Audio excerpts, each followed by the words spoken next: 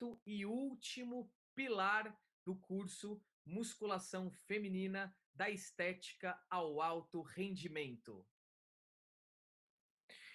Então, pessoal, começando os estudos com base no nosso último pilar do módulo 1, vamos começar então sobre uma informação importante, né, para nós treinadores, que é a informação do estudo de 2006, que sugere que mulheres parecem apresentar uma taxa aumentada de lesão no joelho. Então a gente precisa primeiro, né, entender da onde vem esse risco aumentado, né, de lesão em mulheres e quais exercícios realizar para reduzir esse risco de lesão. Então, dentro dessa perspectiva, eu trago aqui para a gente um estudo bem interessante que mostra, né, o risco aumentado em lesões de joelho em mulheres. E, curiosamente, o estudo traz que mulheres podem ter de 4 a 6 vezes maior, né, mais incidência em lesões, aqui especificamente em ligamento cruzado anterior, comparado a homens. Mas por que será, então, que a incidência de lesões, né, no joelho, especificamente ligamento cruzado anterior, é de 4 a 6 vezes maior nas mulheres? Aí a gente já pensa sobre alguns aspectos que são neuromusculares e aspectos que são hormonais. Nesse trabalho aqui, publicado no Sports Medicine 2000, alguns aspectos relacionados aos fatores neuromusculares e hormonais são discutidos. Como nós já conversamos um pouco sobre hormônio, eu me sinto mais à vontade em compartilhar os fatores que são neuromusculares, que talvez possa ser nesse momento aqui, que a gente está funilando e reta final do curso, possa contribuir mais com a tua atuação profissional. Então vamos discutir um pouquinho esses aspectos neuromusculares, né? E dentre esses aspectos, preciso citar mais uma vez a importância dos isquiotibiais no processo de redução do risco de lesão, né, em mulheres, e também estratégias que possam otimizar, né, o nosso trabalho na prática para evitar com que a lesão aconteça. Então, os isquiotibiais são importantes porque eles auxiliam na estabilização da articulação do joelho. Então, um joelho mais estável é um joelho que sofre menos impacto, principalmente em relação a exercícios com dominância de joelho. Então, ter um isquiotibial fortalecido é ter um isquiotibial pronto para estabilizar o joelho em exercícios com dominância dessa articulação. Além disso, os isquiotibiais, eles trabalham como compressores da articulação e restringem o movimento anterior da tíbia. Não sei se vocês se recordam, né? Mas a Adri contribuiu agora há pouco conosco, dizendo que um dos fatores práticos, né, que ela observou ao longo do programa de preparação dela foi a anteriorização da tíbia durante o movimento do exercício búlgaro. Então, estejam certos que o trabalho que nós fizemos também direcionado de forma isolada, né, para os isquiotibiais, e ter um isquiotibial fortalecido, resistente, ele também contribui para evitar o movimento de anteriorização da tíbia, que, por sinal, deixaria o exercício búlgaro, né, com uma característica mais para o quadríceps, por exemplo, ou a menina sentiria mais ativação do quadríceps do que propriamente para o glúteo, e além disso, deixa o exercício dentro de padrões biomecânicos mais seguros para serem executados. E além disso, os isquiotibiais, eles diminuem as forças de cisalhamento anterior e reduzem muito a carga de restrição, né, ou na restrição passiva primária ao movimento. Então, com o intuito de reduzir o risco de lesão em joelho em mulheres, pensem nos isquiotibiais com um certo carinho, porque é uma musculatura que muitas vezes no treinamento feminino passa a ser um pouco negligenciada, né? Pelo menos das experiências práticas e das meninas que eu acabo recebendo, a gente percebe que o volume de exercício, né, ao longo do programa de treinamento, ele é maior para a cadeia anterior, né, para o quadríceps, e isso pode gerar um desequilíbrio muscular, né, entre quadríceps e isquiotibial, e isso ser um fator indutor de lesão nas mulheres. Aqui uma aplicação prática, pessoal, de um exercício isolado, né? Aqui eu estou aplicando a flexão nórdica para Cris. É um exercício isolado para a cadeia posterior. Eu vou mostrar daqui a pouquinho a visão da ciência, né, quanto ao exercício.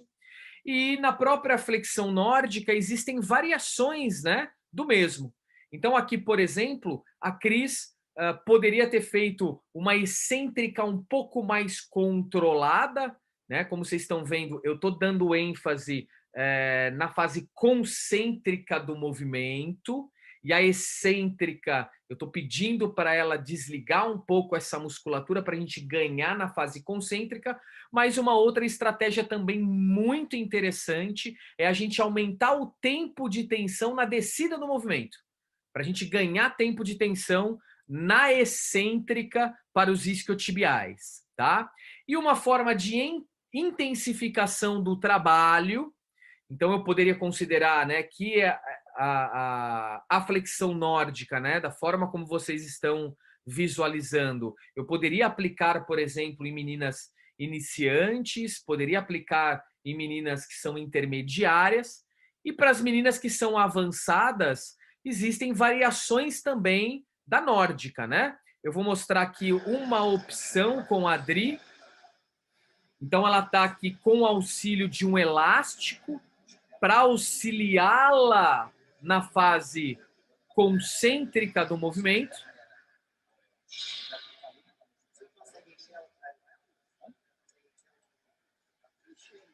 Então, percebam que nesse movimento, a fase excêntrica da Adri está mais controlada do que no vídeo anterior da Cris Martins, que eu mostrei para vocês. E percebam que aqui a Adri vai basicamente até a falha concêntrica, ela já está brigando na falha concêntrica, e aí eu chego ali no final do movimento dela para garantir segurança, né? Haja visto que é uma forma avançada da nórdica, então não é recomendado para meninas que são iniciantes, para meninas que são intermediárias, mesmo porque exige um controle muito grande do tronco e um direcionamento do vetor força para a cadeia posterior. E a gente consegue visualizar, pessoal, que é um exercício de dominância de joelho, né? Mas os isquiotibiais, se nós lembrarmos lá das aulas de anatomia, nós temos parte da musculatura que também age na região do quadril. Então, a nórdica é uma das opções, né, para o trabalho da cadeia posterior, especificamente, né, os isquiotibiais. E a outra opção também para os isquiotibiais é a extensão do quadril. E para a extensão do quadril, pessoal, é um exercício, aqui a gente está vendo a Adri executando, mas é um exercício que alguns treinadores prescrevem para o glúteo, outros treinadores prescrevem para os isquiotibiais, e eu confesso a vocês que eu uso a estratégia tanto para glúteo quanto para isquiotibiais. Se vocês repararem aqui, né, no ajuste do banco para Adri, eu procurei deixar a crista ilíaca dela para fora do banco. Assim eu consigo dar mais tensão aos isquiotibiais e pedir para que ela não direcione o movimento para o músculo glúteo. Então aqui eu deixo o ajuste do equipamento mais favorável ao trabalho dos isquiotibiais do que propriamente o trabalho do glúteo. Aqui está bem nítido, né, que o quadril dela, o ilíaco, está para cima aqui do apoio. Então, isso faz com que o trabalho fique mais direcionado aos isquiotibiais do que propriamente ao glúteo, tá? Mas, inegavelmente, é um tipo de exercício que, dependendo do ajuste que você faz na altura ali do equipamento e do direcionamento de força de quem está executando, também pode ser um exercício bem eficiente para o glúteo. Vamos acompanhar aqui a execução da Dri. Eu vou voltar para a gente acompanhar a série dela inteira. Vamos lá? Isso. Mesa romana aqui, pessoal, sendo direcionada para a cadeia posterior dela, tá?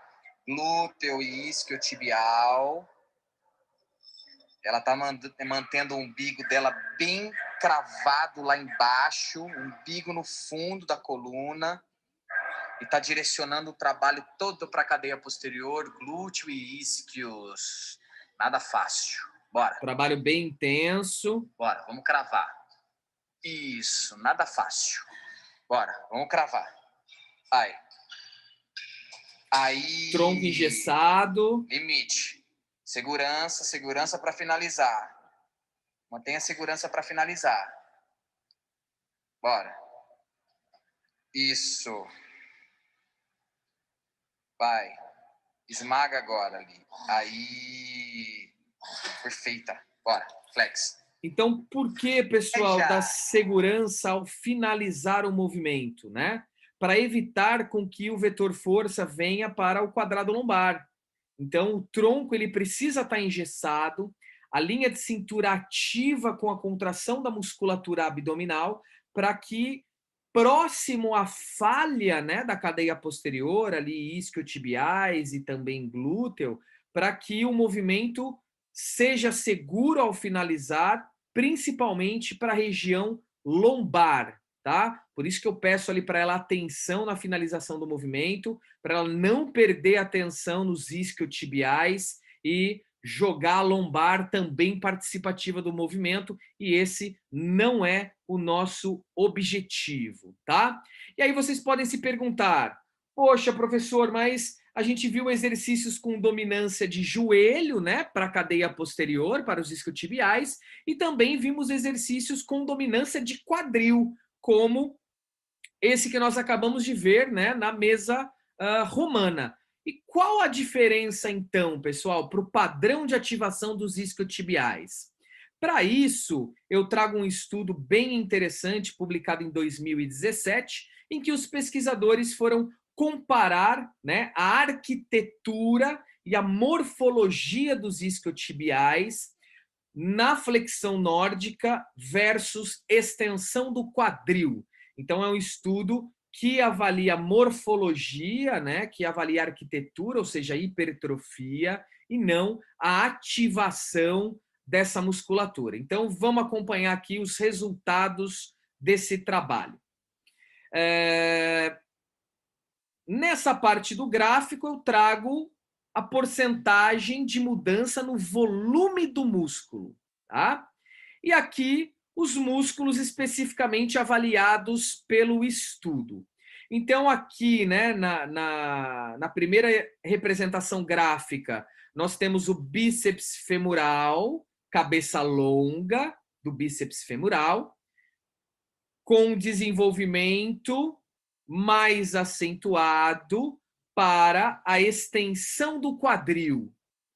E isso faz muito sentido do ponto de vista anatômico, né, pessoal? Haja visto que a cabeça longa do bíceps femoral, ela age também no quadril.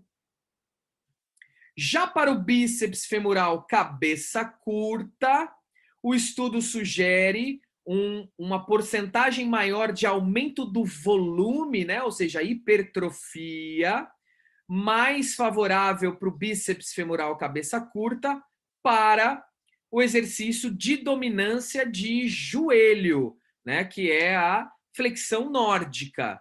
E também é algo que a anatomia nos responde. Haja visto que a cabeça curta do bíceps femoral tem a ação no joelho, não é uma parte do músculo biarticular, né? Então uma parte do bíceps femoral, a cabeça curta, com ação no joelho e não no quadril. E aqui nós temos o semitendinoso e o semimembranoso, né? Então, o semitendinoso mostrando-se desenvolvido, né, com a aplicação do exercício com dominância de joelho, né, com a nórdica, e o semimembranoso com grau de hipertrofia maior significativamente para a extensão do quadril. Então, mais uma vez, pessoal, qual é o melhor, qual é o pior exercício? Não há o melhor, não há o pior. Então, depende muito da estratégia do treinador e qual segmento ali, ou qual grupo dos isquiotibiais, especificamente, o treinador tem o objetivo com o exercício. Então, tanto o exercício com dominância de joelho quanto o exercício com dominância de quadril geram modificações na arquitetura dos isquiotibiais de forma diferente. Então, resumindo, né, o achado do estudo, né? Aqui está mais claro, de uma forma mais didática, para a gente poder compreender e externar para a prática esses achados, né?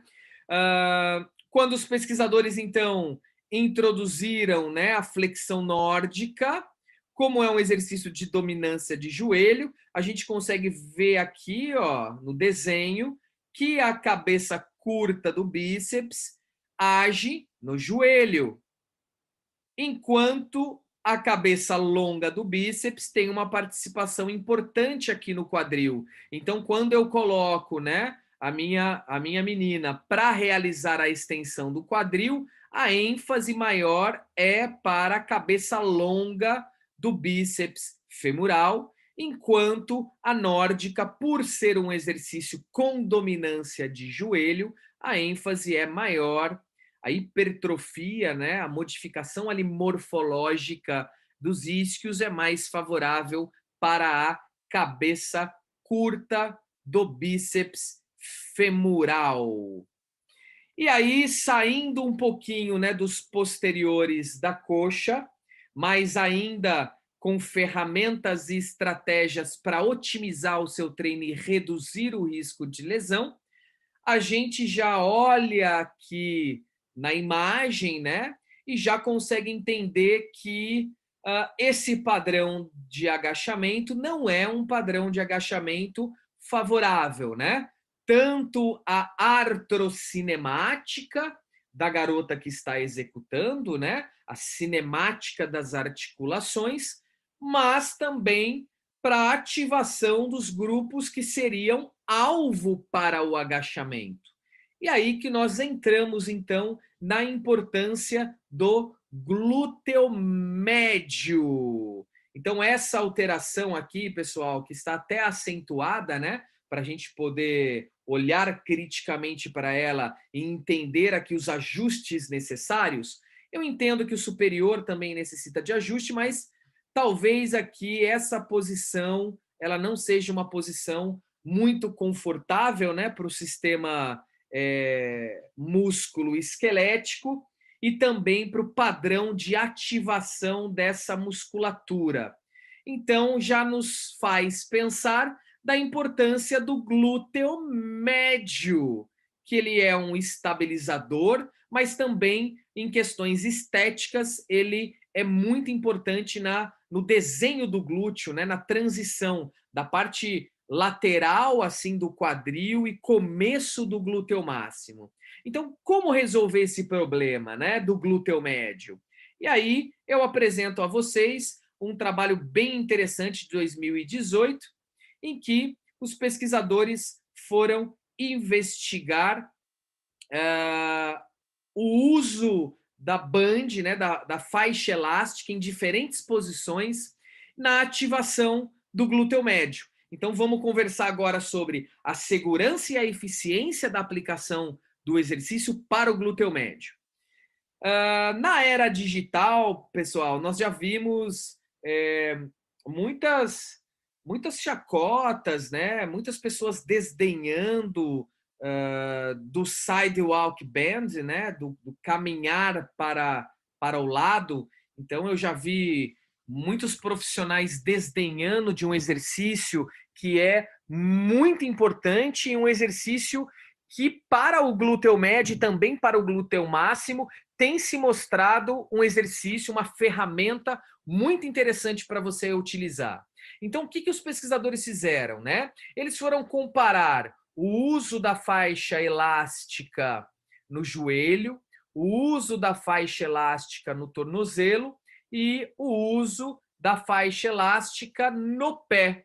E foram avaliar a ativação muscular em decorrência da mudança das faixas. Então, olha que interessante, né? Os pesquisadores viram que o glúteo máximo e o glúteo médio tiveram um aumento da atividade quando a band, né, o elástico, ele foi movido dos joelhos para o tornozelo e dos tornozelos para o pé. Então, a maior ativação do glúteo foi mostrado por esse estudo a partir do momento em que a gente realiza o movimento com o elástico no pé. Por que disso, pessoal? Porque aqui nessa região nós temos o músculo tensor da face lata. Então, a partir do momento em que eu posiciono a faixa no tornozelo, mas principalmente no joelho, eu chamo para participar comigo do movimento o músculo tensor da face lata. Então, aí eu vou ter o movimento de abdução dividido entre os músculos. A partir do momento em que eu coloco o elástico no pé, basicamente eu tiro o tensor da face lata da jogada, favorecendo, assim como os resultados do estudo, o trabalho não apenas do glúteo máximo, mas também do glúteo médio. E o uso da resistência elástica, pessoal, já que nós estamos ali no nosso último pilar, né? Ferramentas e estratégias para otimizar o treino e reduzir o risco de lesão. Essas faixas, né, esses mini bands, eles também podem ser muito bem empregados numa abdução do quadril em isometria. Então, aqui tem uma foto, né, de uma garota realizando a elevação pélvica, com a abdução forçada na isometria, né? Porque aqui a ideia, o elástico vai forçar uma adução do quadril, né? Os joelhos da garota vão se aproximar pela resistência elástica. E qual é a ação da garota que está executando frente a isso? Forçar uma abdução, né? Então ela vai forçar contra a ação do elástico. Então, será que essa aplicação, né, do elástico em uma abdução em isometria do quadril poderia ser válido para um trabalho de glúteo? E aí eu mostro para vocês um trabalho bem interessante de 2014, em que os autores testaram, né, essa adução isométrica do quadril usando o elástico, usando um TheraBand, e foram avaliar a atividade do glúteo e principalmente a inclinação anterior da pelve durante o exercício de ponte. Então, já já eu mostro a aplicação para a elevação pélvica. Vamos trabalhar primeiro na ponte, né, que foi o que os autores aqui avaliaram. Então, o que eles viram? Né? O estudo foi feito com 15 mulheres e 6 homens. Eles viram que durante o exercício da ponte, quando eu realizo a inclinação anterior da pelve, eu posso ter uma redução da ativação muscular do glúteo.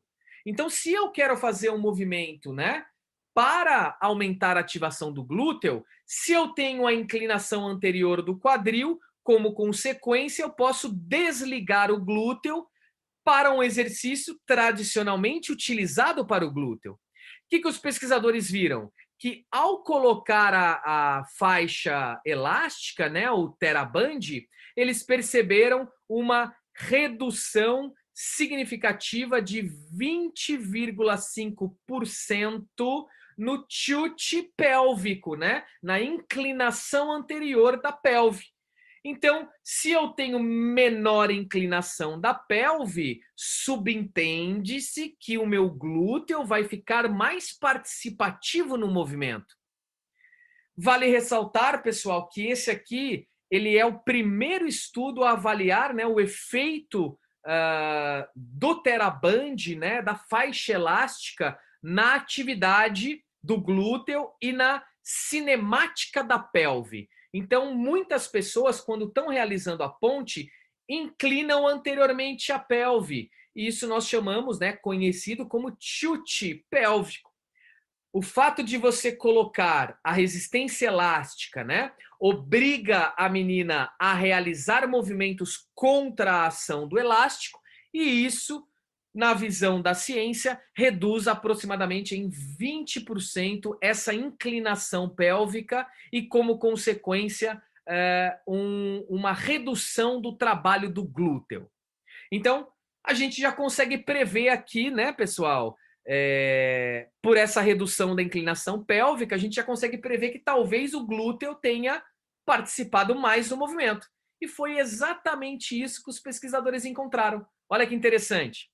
Então, o fato de você colocar, né, o TheraBand, o miniband, o elástico, né, para forçar uma abdução ali em isometria, além de reduzir o tilt pélvico, a gente consegue aumentar a ativação do glúteo máximo na casa dos 21%. Então vejam, além de deixar, né, da faixa, deixar o exercício mais seguro, ele ainda potencializa a ativação do glúteo. Lembra que esse pilar é ferramenta e estratégia para otimizar o treino e o principal, reduzir o risco de lesão. Então, para o exercício de ponte, pode ser uma estratégia bem interessante o uso do elástico. Vamos a uma situação prática aqui. Então, a Dri, né, ela está fazendo o exercício de ponte, não é a elevação pélvica, tá? Percebam que ela está com o tronco totalmente apoiado no solo e está fazendo um movimento de ponte com o elástico para que ela force uma abdução em isometria. Então, para quem utilizar a estratégia?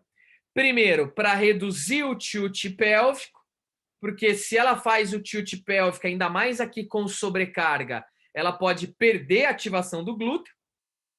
E o fato do elástico, né, fazer com que o padrão de movimento da Dri mude, porque ela vai ter que forçar contra o elástico, e isso coloca o glúteo como mais participativo no movimento. A gente viu ali na faixa dos 21% a mais de ativação do glúteo. Uma outra aplicação prática, agora aplicação prática para a elevação pélvica, né? Então, a mesma coisa, a posição do elástico aqui obriga o padrão do movimento ser diferente, porque o elástico vai insistir em aduzir o quadril. E aí a garota que está executando, ela precisa forçar uma abdução. Então, é uma abdução em isometria, para potencializar aí na faixa de 20% a ativação do glúteo e o principal, né, pessoal? Reduzir ali a inclinação pélvica, reduzir o tilt pélvico e com isso deixar o exercício mais seguro para a sua execução. Um outro fator importante da gente pensar, né, conversamos ao longo do curso sobre os vetores de força que agem na região do quadril.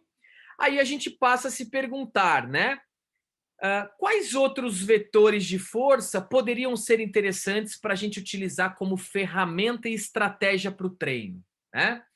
E aí, com base na característica desses vetores de força, pessoal, eu trago para vocês um estudo que comparou diversos exercícios e a ativação da parte superior do glúteo máximo e da parte inferior do glúteo máximo.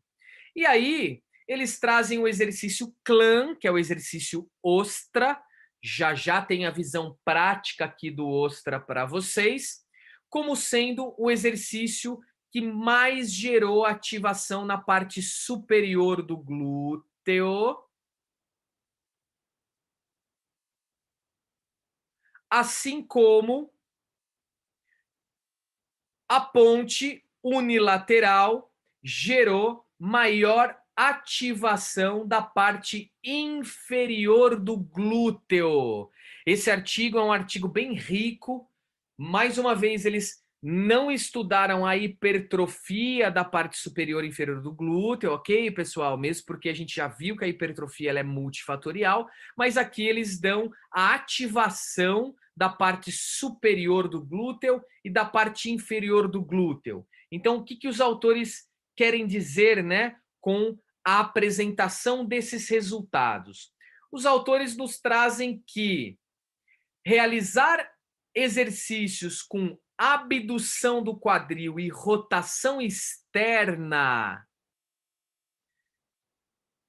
é uma forma da gente aumentar a ativação significativa da parte superior do glúteo. Então, aqui o exercício OSTRA, já numa opção avançada. E na imagem de baixo, pessoal, o exercício OSTRA para meninas que são iniciantes, para aquelas que ainda não têm o controle motor, mesmo porque aqui eu tenho que apoiar no cotovelo, então eu preciso que esse cotovelo esteja alinhado ao ombro, o tronco ele precisa estar engessado. Se a garota realiza uma inclinação da pelve para trás, as evidências atuais sugerem também um desligamento do glúteo, né? O glúteo ele vai perder ativação. Então, parece um exercício muito simples de ser realizado, né? O exercício OSTRA, mais para a parte superior do glúteo, mas na prática a gente percebe que muitas meninas apresentam limitação, principalmente na estabilidade do tronco, tá? E a visão prática agora do OSTRA, com a Grace demonstrando para a gente. Vamos acompanhar. Primeiro que quanto mais você ativa o seu converso, você melhora o direcionamento de força para o glúteo.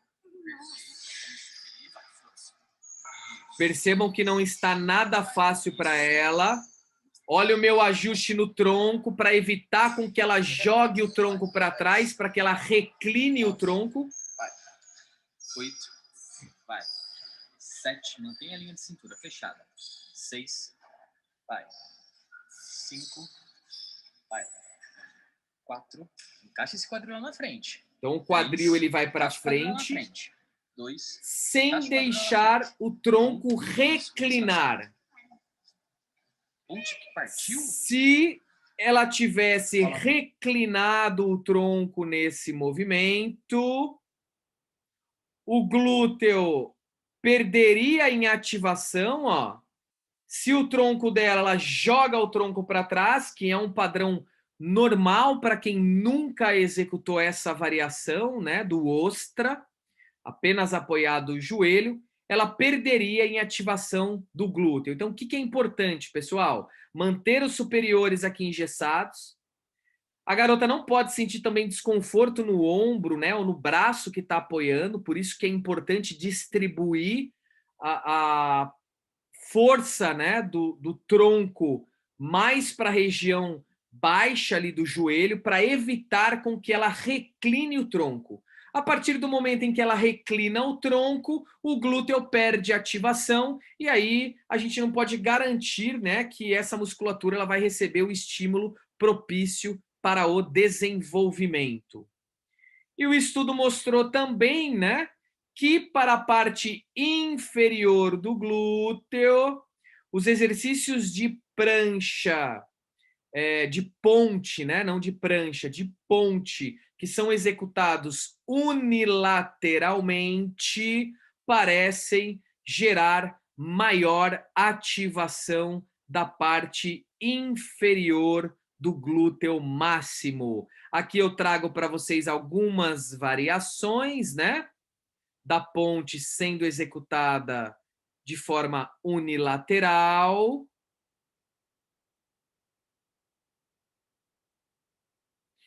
E vamos acompanhar a ponte com feedback. Prestem atenção no feedback que eu vou dar a Gre. Conhecido como ponte, né? Vou passar aqui algumas formas de feedback para ela, tá? Primeiro, para que ela sinta a linha de cintura dela ativa, né? Com a própria mão, sente lá, Gre. Isso. Então, primeiro ponto importante, né? Que a garota tenha a percepção da ativação da musculatura da região abdominal. Então, o que eu uso bastante com as meninas? Feedback tátil. Então, eu faço elas tocarem para ver se elas estão sentindo a musculatura ativada. E tem estudos que sugerem que o feedback, né, tanto o feedback tátil quanto o feedback visual, né, podem otimizar o trabalho muscular. Então, é algo importante para que você direcione o trabalho melhor para os exercícios como a ponte. Vamos acompanhar aqui a continuação do trabalho com a Grace, que vocês vão ver outras estratégias, né, e ferramentas que eu utilizo dentro da aplicação do mesmo exercício. Então, aqui que ela tem de ativação da linha de cintura, tá? E vou pedir para ela fazer a contração do glúteo. Coloca a mão, Gre, glúteo, isso. Então, percebam, agora ela está utilizando o feedback tátil, e eu também solicitei a ela que realizasse uma contração voluntária do glúteo, que os estudos têm colocado ali como squeeze, né? Então, o fato de eu passar o feedback, Grace, sinta o seu glúteo, contraia o seu glúteo, realize um movimento de contração voluntária junto com o movimento da ponte. Então, são estratégias que a gente pode proporcionar maior ativação daquela musculatura pelo simples fato de você utilizar o feedback tátil e aí a própria garota realiza o feedback para ela perceber o padrão de ativação dessa musculatura. Vamos continuar aqui. Feedback tátil, tá? E o feedback verbal também. Faça a contração desse glúteo, squeeze. Squeeze do glúteo. Squeeze. Faça força agora para empurrar a minha mão. Empurra a minha mão. E agora, pessoal, nós acabamos de ver, eu não estou utilizando o elástico na Gre, mas eu estou utilizando a isometria dela em abdução pelo fato de eu realizar um movimento forçado da adução. Então, eu fecho o joelho dela, aproximo os joelhos dela e peço para que ela realize um movimento contrário ao movimento que eu estou fazendo. A gente acabou de ver no estudo anterior que é uma estratégia que aumenta, né, em média, 20, 21% a ativação do glúteo máximo. Isso. Vamos embora. Empurra a minha mão. Squeeze, glúteo. Contrário. Bora. Vai. Vai. Lança. Bora. Lança. Empurra a minha mão. Bora. Perceba que não está nada fácil, hein, pessoal? Um simples exercício, a gente transforma ele numa ferramenta poderosa para glúteo. Trava. Perfeitíssimo, ótimo. E aí, olha a mão dela onde está. Ardendo, glúteo, sentiu o direcionamento do trabalho maior quando você resiste ali contra a minha força. Perfeito. Então, feedback tátil. Então, a ideia, pessoal, da utilização do feedback é uma ferramenta e uma estratégia que você pode utilizar para potencializar a ativação do glúteo. Existem 2 trabalhos na área da fisioterapia em que eles testaram, né, o padrão de ativação do glúteo com e sem feedback. E os autores sugerem, né, que a utilização do feedback seja o feedback verbal, o feedback tátil, ambos, né, foram interessantes para otimizar a ativação muscular do glúteo durante o exercício. Sem contar, né, pessoal, que a ponte é um exercício que se adequa a qualquer lugar, né? A Grace mesmo, no começo do nosso trabalho, nós fizemos o exercício intensificado em casa. Então, olha a possibilidade aí de intensificação da ponte.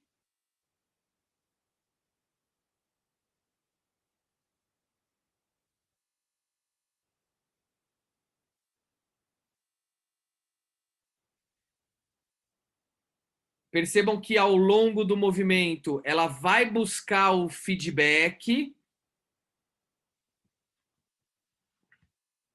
Olha lá, feedback tátil. Então, ela usa o feedback tátil para conferir a ativação do glúteo e para aumentar a ativação do glúteo durante o exercício.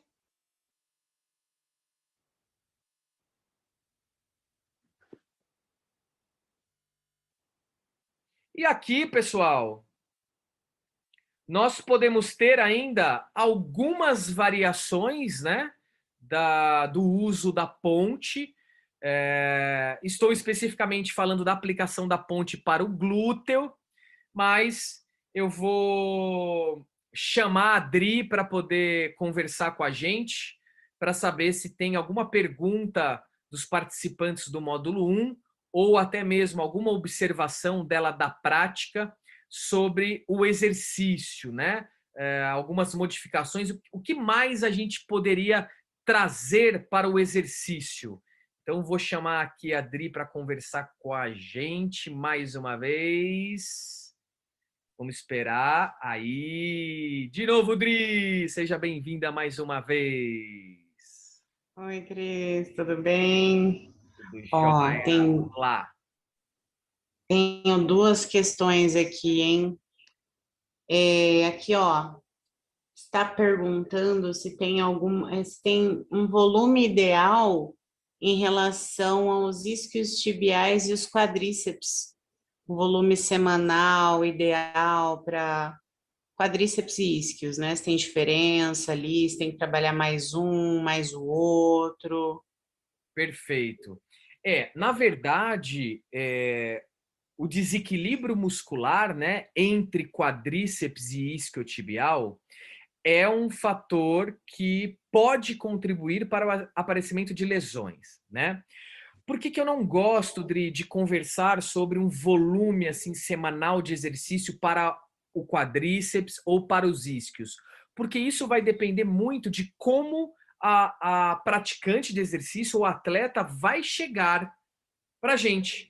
Então, às vezes, a gente pega garotas que têm os isquiotibiais bem desenvolvidos e outras garotas que não, que já vieram com um trabalho mais direcionado para um quadríceps, né, com volume de exercício maior para o quadríceps e menor para o isquio.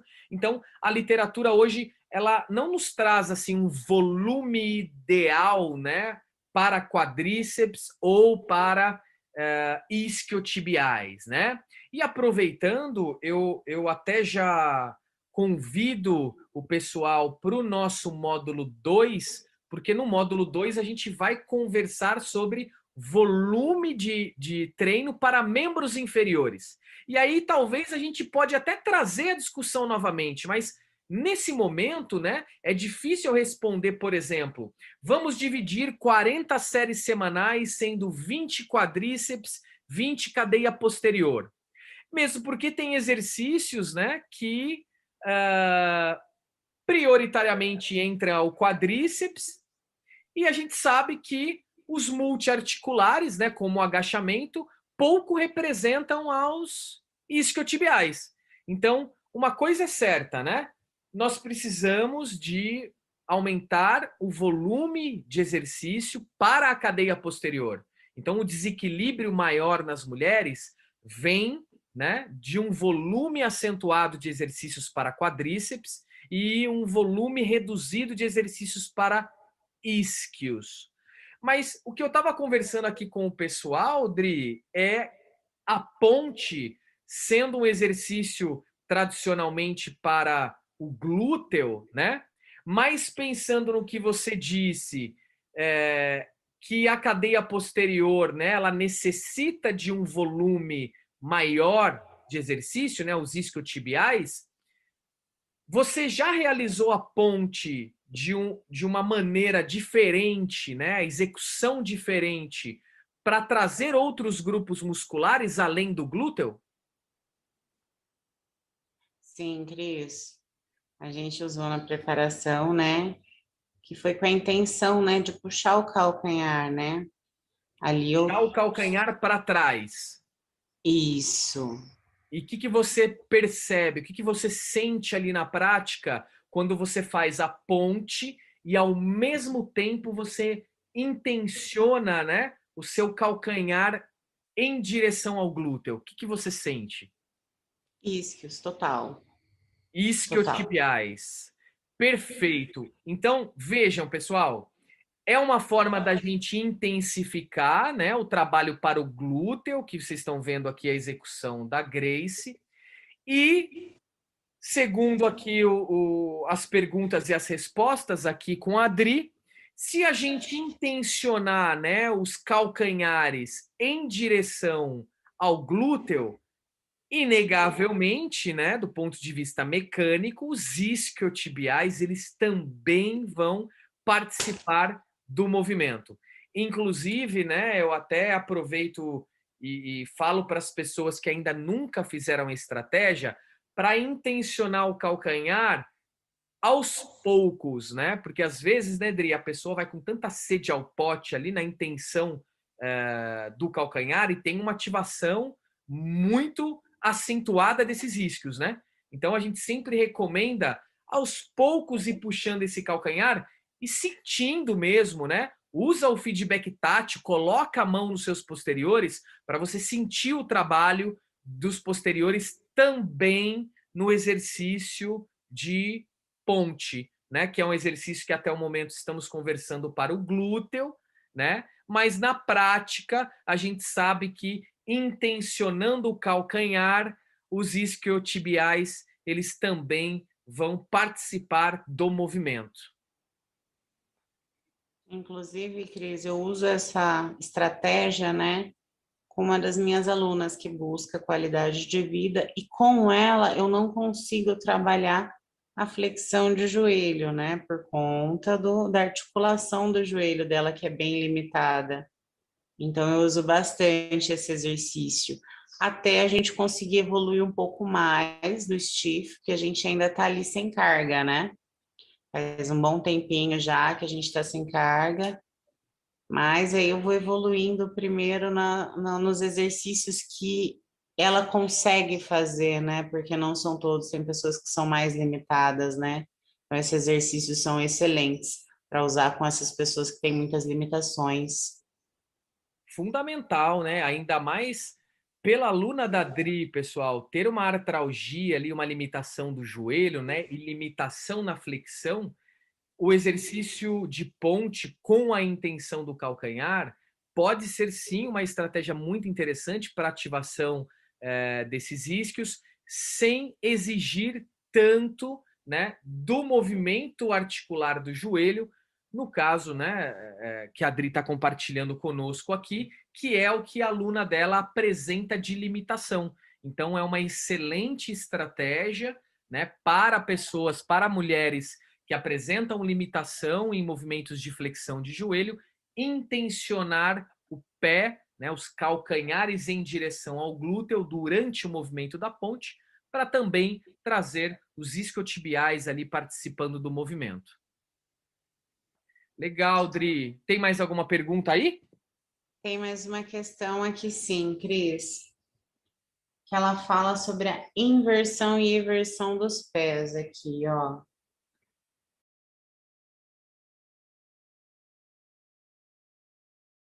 Uma mulher com a falta de estabilidade ou um pé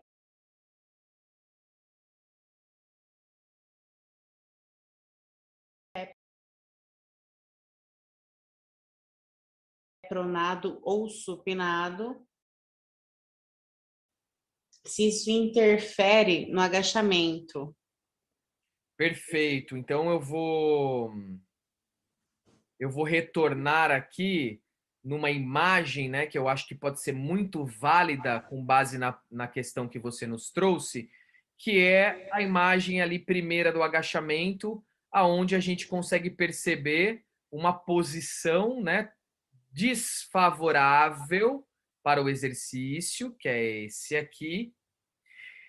E em muitas situações como essa, né, além do valgo dinâmico do joelho, nós temos a inversão ou a eversão do pé. É difícil assim a gente tentar responder, né, apenas uma relação causal, né, com a inversão, a eversão do pé. Mas muito provavelmente, Dri, isso esteja relacionado com a posição do joelho, porque para o agachamento a gente tem a transferência, né, do quadril, joelho, tornozelo, joelho, quadril. E quando eu faço essa transferência, se eu tenho o glúteo médio, por exemplo, enfraquecido, o joelho vai entrar e muito provavelmente o tornozelo também entre. Então, para a gente poder esclarecer a dúvida, né, que você colocou, né? Um primeiro momento, fortalecer o glúteo médio para saber se realmente a posição do pé prejudicada durante o movimento está relacionada ao enfraquecimento do glúteo médio.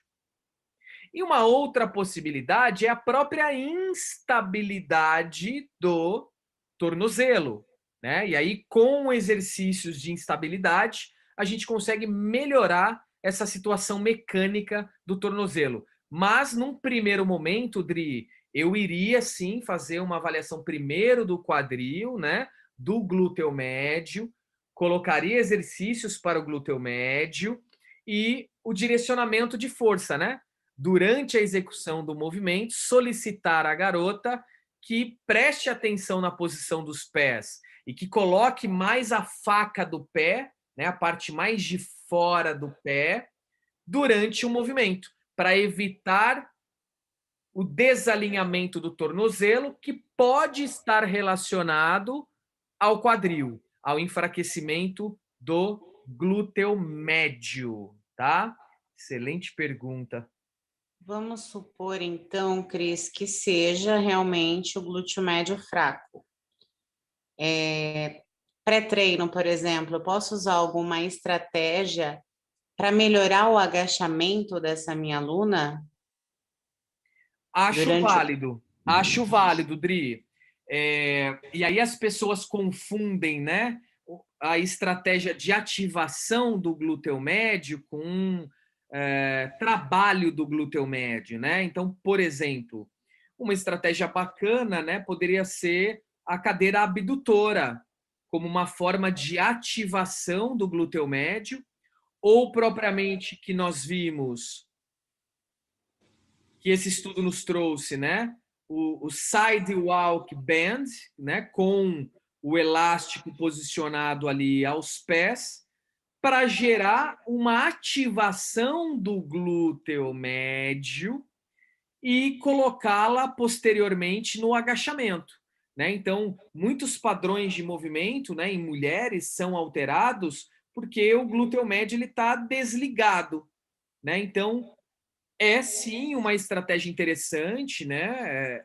Colocarmos exercícios para o glúteo médio anteriores a, por exemplo, exercícios complexos como agachamento. Então, seria uma forma de você gerar uma ativação prévia de uma musculatura que é estabilizadora, né? A gente trabalha também o glúteo médio na estética, né? No fisiculturismo feminino, mas na tua pergunta, né, como um fator protetivo ali, inegavelmente essa ativação do glúteo médio vai surgir efeito numa qualidade melhor de agachamento, caso o problema dessa garota seja realmente no glúteo médio. Legal, Cris. Muito obrigada. Fechamos as perguntas? Fechamos. Perfeito. E mais uma estratégia para o glúteo antes de irmos para a linha de cintura. Será que se modificarmos o ângulo do nosso quadril, né, o ângulo de abdução, a gente poderia potencializar o trabalho do glúteo? Então, nesse estudo, os pesquisadores testaram 3 angulações de abdução de quadril. Sem abdução, né, 0 grau, 15 e 30 graus. E o que eles viram? Que a ativação do glúteo máximo foi maior estatisticamente em um ângulo de abdução de 30 graus. Então, olha que interessante, pessoal. Usar ângulos diferentes para os exercícios que nós estamos comentando aqui neste último pilar pode ser uma estratégia também bem interessante. Eu vou mostrar uma aplicação prática aqui do que eu disse a vocês. Então, percebam, é um exercício de ponte com a intenção para o glúteo e numa angulação do quadril diferente da posição neutra. Então, eu posicionei aqui pé com pé. A abertura do quadril aproximadamente ali a 30 graus, para que a gente possa deixar o glúteo mais participativo ainda durante o trabalho de ponte. Tá? Então, pode ser uma outra ferramenta e estratégia que você pode utilizar para otimizar o trabalho de glúteo.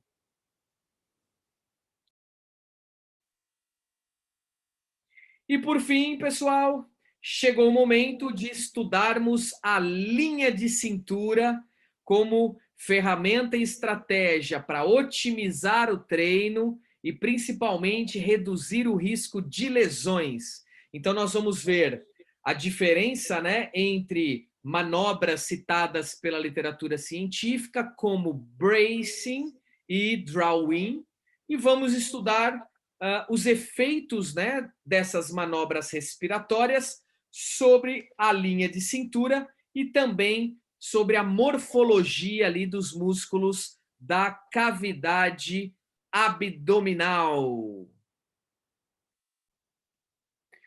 Na prática, pessoal, a gente observa hoje as técnicas utilizadas, as técnicas respiratórias, né, utilizadas para a linha de cintura, sendo comercializadas, né, com os mais diferentes nomes. Então, independente do nome, independente da franquia, independente da forma de nomear, né, a estratégia, do ponto de vista científico, se procurarmos evidências sobre as técnicas respiratórias, nós encontraremos estudos com drawing e bracing.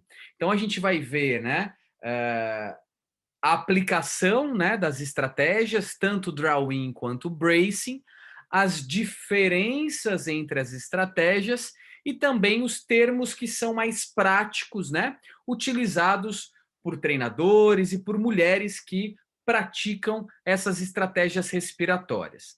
Então, compartilhando um pouquinho aqui dos resultados, né, da estratégia, aqui a minha atleta Cris Martins, né, no período off-season do lado esquerdo e do lado direito ela já em cutting.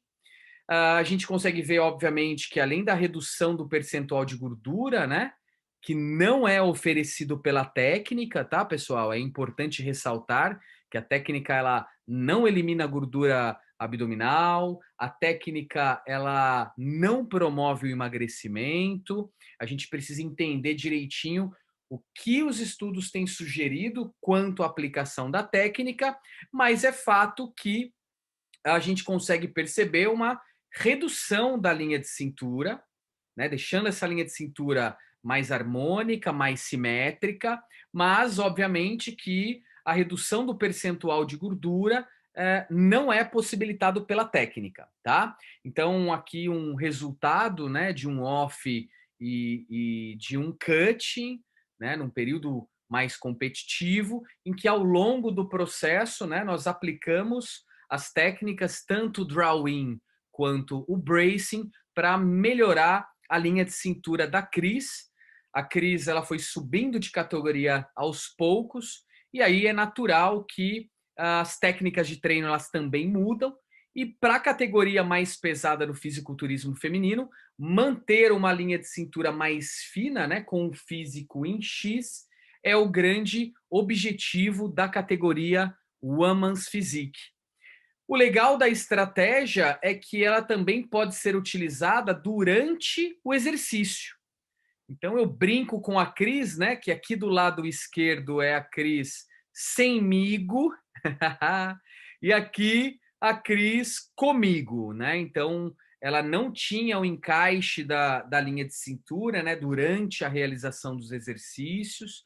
Foi algo que a gente foi trabalhando ao longo das preparações e a gente observa que essa protrusão abdominal, né, durante o exercício, ela praticamente ela não existe mais em função da aplicação, né, das técnicas respiratórias, inclusive, pessoal, durante o exercício. Então é algo que eu priorizo bastante para as meninas, né, que se a sobrecarga durante o exercício para membros inferiores, por exemplo, for uma sobrecarga que impossibilita o encaixe da linha de cintura, a gente prefere diminuir aquela sobrecarga e preservar a linha de cintura durante a execução dos exercícios. Inclusive, pessoal, uma foto que eu até me impressiono bastante, né, ao ver, aqui a Cris ainda não tinha a minha supervisão, né, na preparação dela,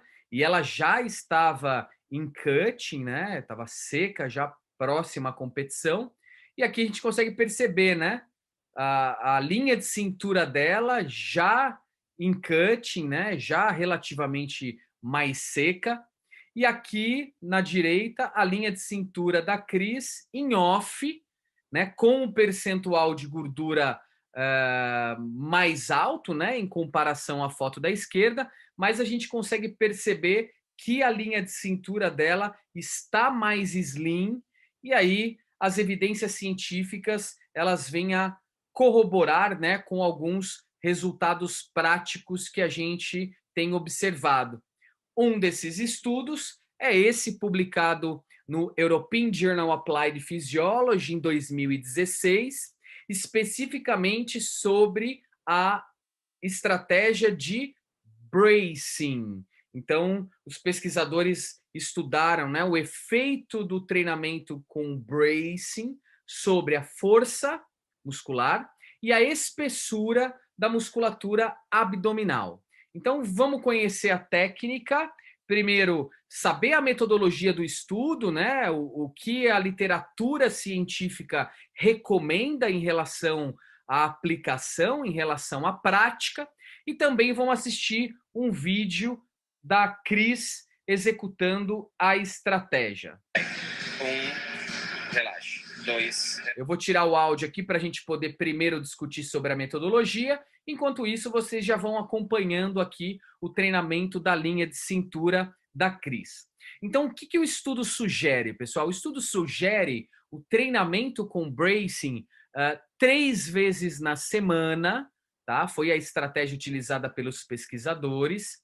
5 séries de 10 repetições, né, por dia, né? Sendo 3 dias na semana, e essas contrações realizadas da seguinte maneira. Então, no vídeo aqui a gente consegue observar que a Cris realiza uma contração, uma cocontração da musculatura da cavidade abdominal, de toda a musculatura da cavidade abdominal. Ela segura por 2 segundos essa cocontração isométrica de toda a musculatura abdominal por 2 segundos de relaxamento. Então, 2 segundos de cocontração de toda a musculatura abdominal para 2 segundos de relaxamento. Eu vou aumentar aqui o áudio do vídeo para a gente poder perceber, né, e identificar as orientações aqui que eu estou passando para ela ao longo da realização dessa primeira manobra que nós estamos estudando, chamada bracing. Então vamos acompanhar.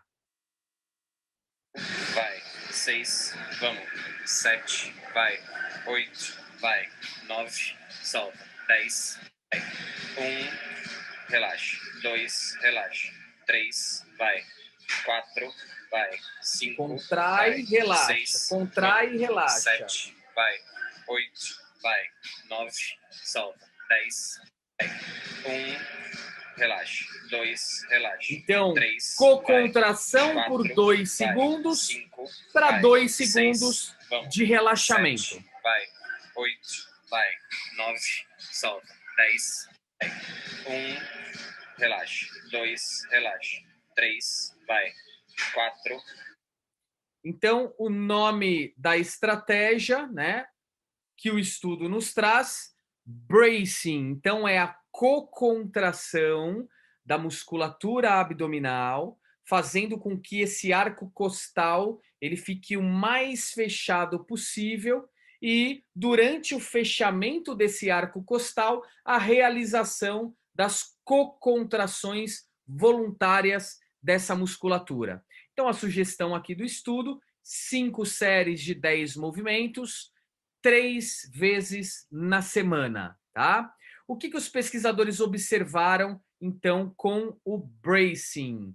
Eles avaliaram a força de extensão do tronco e do quadril, e eles perceberam que a estratégia aumentou significativamente a força de extensão do tronco, pensando aí em exercícios específicos, a utilização, né, da manobra de bracing pode aumentar o poder de força da extensão do tronco, e também eles viram um aumento da força, um aumento também significativo da força para extensão do quadril. Então, pensando ali na transferência, né, da linha de cintura para exercícios para o glúteo, parece que a estratégia bracing ela melhora o desenvolvimento, a taxa de desenvolvimento de força para movimentos de extensão do tronco e também extensão do quadril. Além disso, quando os pesquisadores foram avaliar, né, o uso do bracing na espessura da musculatura abdominal, olha que interessante, pessoal, eles viram o aumento da espessura do oblíquo externo do abdômen e o aumento significativo da espessura do oblíquo interno do abdômen. Então, a musculatura oblíqua, né, que dá a silhueta e o desenho de uma linha de cintura mais slim, o estudo mostrou que a realização da técnica respiratória de bracing, realizada 3 vezes na semana, 5 séries de 10 repetições, sendo 2 segundos de cocontração da musculatura e 2 segundos de relaxamento, foi eficaz para o aumento da espessura dos oblíquos abdominais. Então, um achado bem interessante aí do estudo com a aplicação do bracing. E a outra técnica utilizada, reconhecida, né, pela ciência e estudada por alguns pesquisadores, é a manobra respiratória chamada de draw-in. Então, será que a manobra draw-in, né, ela realmente afina a cintura? Qual é a visão da ciência? Eu trouxe um estudo aqui publicado em um dos jornais de coluna vertebral mais importantes do mundo, e eles avaliaram por ressonância magnética, né, a função do transverso do abdômen durante a manobra draw-in. Então, vamos conhecer agora a diferença do draw-in para o bracing.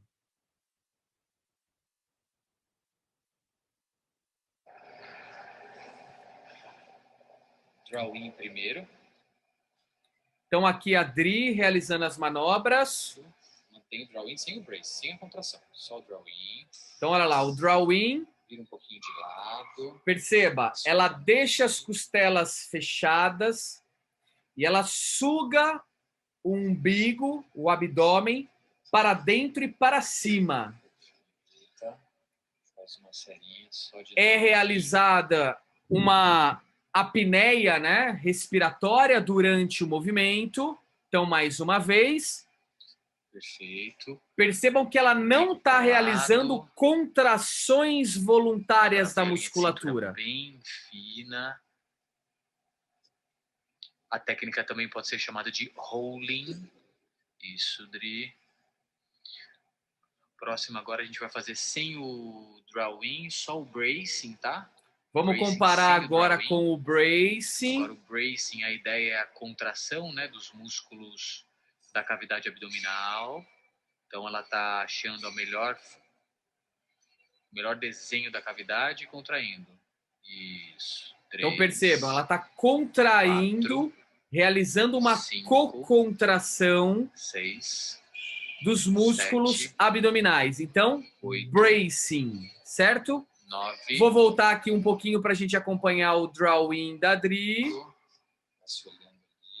Então percebam que ela não realiza movimentos de co-contração para a manobra draw-in. Faz uma serinha só de draw-in. É importante a gente entender as diferenças metodológicas, né, entre o bracing e o draw-in.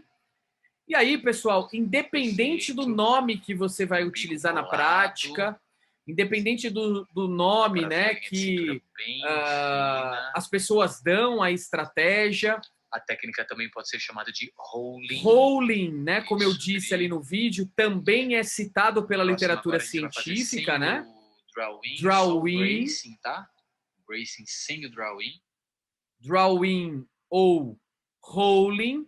E aí a gente percebe que durante o draw-in não há contração dos músculos abdominais, simplesmente a Dri mantém as costelas fechadas, né? E faz a sucção, né, do umbigo para dentro e para cima, segurando o movimento das costelas fechadas e realizando uma apneia, né, respiratória durante a aplicação do draw-in, sem as co-contrações da musculatura abdominal, como realizado no bracing. Então, vamos ver o que a literatura científica nos mostra sobre o draw-in.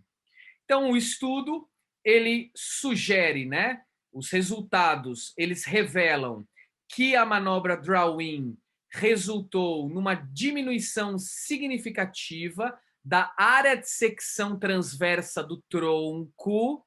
Então, reduziu a área de secção transversa do tronco de 393 para 362 centímetros quadrados. E, além disso, né, além de diminuir a área de secção transversa do tronco, então vamos entender essa redução da área de secção transversa como uma região ali da cintura mais slim.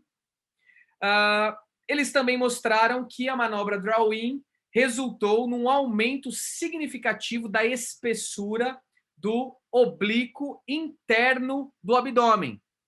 Então, além do draw-in possibilitar uma redução da área de secção transversa do tronco, ele também foi suficiente para aumentar a espessura do oblíquo interno do abdômen. Outras possibilidades aqui, pessoal, de aplicação e de intensificação. Eu vou chamar a Dri para participar com a gente agora, para ela contribuir um pouquinho, né, com uma pegada mais prática da estratégia. E percebam que aqui eu prescrevi para ela a combinação do draw-in mais o bracing. Então, é uma possibilidade de intensificação. Então, veja, ela acaba de fazer o draw-in e na posição do draw-in, ela faz a cocontração da musculatura, de toda a musculatura da cavidade abdominal. A Dri tem uma técnica excelente, né? Então eu vou chamar ela agora para poder perguntar para ela, né? Das técnicas todas que eu prescrevi, quais ela tem ou teve, né? Mais dificuldade no começo e aquela que ela sentiu mais facilidade. Deixa eu chamar aqui a Dri. Bem-vinda mais uma vez, Dri. Estamos aqui admirando a sua linha de cintura. A gente está aqui observando, né, a profundidade do seu draw-in, né? Como você consegue fazer um draw-in profundo e, ao mesmo tempo, encaixar a manobra de bracing com o teu arco costal, né, totalmente fechado, né? Então, a gente consegue perceber aqui, mais pelas costelas flutuantes, né, como o teu arco costal está fechado e como tua linha de cintura aqui muito slim, né? A gente teve um excelente resultado. E aí eu gostaria que você compartilhasse, Dri, um pouquinho, né, com o pessoal que está aqui no nosso módulo 1 do curso Musculação Feminina, as suas dificuldades, né? Qual você sente mais facilidade? Qual foi mais difícil no começo? Né? Se em pé, por exemplo, você tem mais facilidade do que sentada. Então, conta um pouquinho para a gente, Dri, bem rapidamente, o que as suas percepções, né? Quanto às manobras. E também o termo prático, né? Na prática, como que o draw-in é chamado mesmo, Dri? Olha, eu uso o termo vácuo, né? Chamo Vácuo. ele de vácuo. Perfeito. Então, independente do nome, né, pessoal, a ciência traz, né, o vácuo como sendo draw-in, mas na prática, né, conhecido como vácuo, a gente pode até se referir agora para conversar com o pessoal, Dri, um vácuo, né? Então, em relação ao bracing e o vácuo, né, ou draw-in, qual você tem ou teve, né, mais dificuldade de encaixar? Olha, o vácuo, eu lembro que eu demorei em média de um mês, mais ou menos, para conseguir sugar ele, né? Para conseguir sugar o abdômen todo. O bracing eu achei ele um pouco chatinho, viu? Porque segurar a costela ali fechada, sem abrir a costela, eu também tive um pouco de dificuldade. Eu demorei mais ou menos o mesmo tempo do vácuo, né? E ele junto aí, né? O vácuo mais o bracing, eu achei até que foi um pouco menos demorado, vai? Porque como eu já tinha pegado a técnica do vácuo e a técnica do bracing, unir os dois foi um pouco mais leve, um pouco mais tranquilo. Certo. E em relação à aplicação prática, Dri, das técnicas em pé, eu mostrei um vídeo agora para o pessoal da Cris realizando em decúbito dorsal, né, deitada. Você tem mais facilidade, né, de uma ou outra, sentada, em pé? Eu tenho mais facilidade em fazer em pé, Cris, mesmo porque eu consigo ficar me olhando no espelho. Eu acho mais fácil eu conseguir ver o meu abdômen fazendo o movimento. Então, para mim foi mais fácil em pé por conta do espelho mesmo, né? Eu ver ali como que tá, se eu tô conseguindo realmente segurar a costela, mesmo porque eu fiz sozinha, né, no começo. Eu achei mais fácil. Legal. Outro ponto importante, Dri, que eu gostaria de compartilhar com o pessoal, né?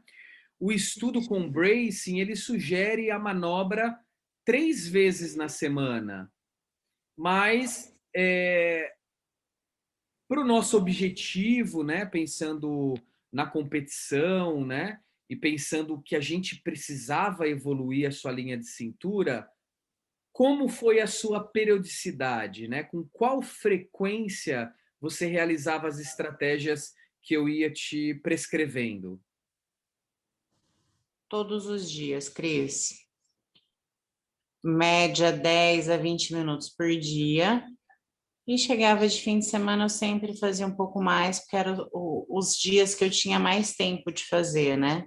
Chegava fim de semana, eu ficava fazendo ali, perdi o tempo. Então, eu fazia 7 dias na semana, todos os dias. Certo. E é importante isso, pessoal, porque assim, o estudo ele sugere 3 vezes na semana, né? Mas é claro que se eu aumento a frequência semanal, conforme eu vou observando a evolução, né? Talvez até pelo aumento da frequência semanal que a Adri compartilhou conosco, ela apresentou um resultado tão expressivo, né? Ela é uma das atletas que eu dei consultoria que mais conseguiu encaixar principalmente as duas manobras, né, que vocês estão vendo, né? Tanto o draw-in, né, o vácuo, associado ao bracing, mas obviamente que a Dri ela não começou realizando as duas manobras, né, Dri? Ao longo do processo eu fui te passando os desafios, né? Sim, Cris. Na verdade, eu usava a cinta, né? Lembra que você me deu aquele sustinho? Ó, se você usar a cinta de novo, a gente vai ter que conversar um pouco mais, né? Enfim, É aí legal eu você comecei. citar, né, sobre a cinta, porque muitas mulheres, né, inclusive muitas atletas, né, utilizam a cinta por serem patrocinadas pela empresa, né? E é bacana você contar, né, esse momento, né, da tua vida que ainda era semigo, tá, pessoal? A Adri, ela fez o uso por um tempo, né, da cinta modeladora. E você viu o resultado, Dri, com a cinta modeladora? Vi muitas marcas de corte aqui do lado do abdômen, porque me machucava super. Era a única diferença que eu vi com a cinta, porque eu tirava a cinta ali, dava 5 minutinhos, Cris, meu abdômen já ficava largo de novo, né? Então, Então, não a vi. cinta, você percebia ali que era algo meio transitório, né? Então, assim, a cinta ela vai modelar por alguns minutos, eu tirei a cinta, basicamente eu perdi a modelagem, entre aspas, né? Sim, e olha que fazia meses já, né, que eu usava a cinta. E mesmo assim, tirava e usava o dia todo, Cris, tirava apenas para dormir, né? Então, você considera que foi um alívio na sua vida, né? Deixar de usar a cinta e realizar as manobras respiratórias? Você acha que você evoluiu mais com as manobras respiratórias do que propriamente com o uso da cinta? Ah, com certeza, né, Cris? Com a cinta eu não evolui nada ali, nada, era muito transitório. Como eu mesma já falei aqui no começo, era só as marcas de cortezinhos assim do lado que ardia, sabe? Ela Machucava. machuca, né? Ela arranha a pele, né? Ela machuca a pele, né? Machuca, Cris. E não é questão de marca, não, porque quando você me conheceu, você viu que eu tinha um monte, né? E aqui, pessoal, o resultado da Dri, né? Sem o uso da cinta, né? A gente consegue perceber pela silhueta, né? Como ela está mais slim, como ela ficou mais slim. Nas duas posições aqui, na da esquerda ela usava a cinta, né? E fazia bastante abdominal, muito provavelmente. E aqui na da direita, a gente já consegue ver uma linha de cintura mais slim, né? Mesmo sem a contração da musculatura, o oblíquo já marcadinho aqui. E aí é reflexo, né, pessoal, da dedicação dela, né? Começamos com 3 vezes na semana, ela foi evoluindo e nós fomos aumentando a frequência da estratégia. Então, hoje a gente não trabalha mais em número de séries, né? Nós trabalhamos por tempo de aplicação da estratégia. Então, pode ser que a sua aluna no começo ela tenha mais dificuldade, então começa com uma frequência mais baixa para ela, 3 vezes na semana, e conforme ela vai evoluindo, né? E principalmente a utilização das estratégias durante o treino, né? E eu quero até perguntar para a Dri sobre dor lombar, Dri. dor lombar, o que você tinha de dor lombar antes de começar a usar a estratégia a técnica e depois de utilizar a estratégia? Cris, eu não sei mais o que é dor lombar. Como eu treinava com bastante carga, né, apesar dos movimentos não tão corretos, eu exagerava nas cargas, né? Então, às vezes eu ficava assim com um pouquinho de dor lombar. Hoje eu já não sei nem o que é dor lombar mais. Eu acredito, pessoal, que esse seja assim o benefício clínico mais importante das manobras respiratórias, porque principalmente para a Dri, né, e para as meninas que gostam de treinar mais intensamente, né, a gente precisa entender que os músculos ali do core, eles formam o nosso cinturão natural, né? Então, uma musculatura principalmente profunda, né? Os oblíquos, propriamente o transverso do abdômen, eles servem como um cinturão protetivo para a lombar. E uma das evoluções que eu mais valorizei na Dri, né, além da valorização estética aqui, né, da evolução estética dela, foi a evolução em cargas durante o treino. Porque você aplicar ou uma manobra ou outra durante o treino, né, você reduz o tempo de ativação do glúteo, então, ou seja, o glúteo ele é ativado mais rápido pela transferência que nós temos dessa musculatura para o quadrado lombar e glúteo, tá?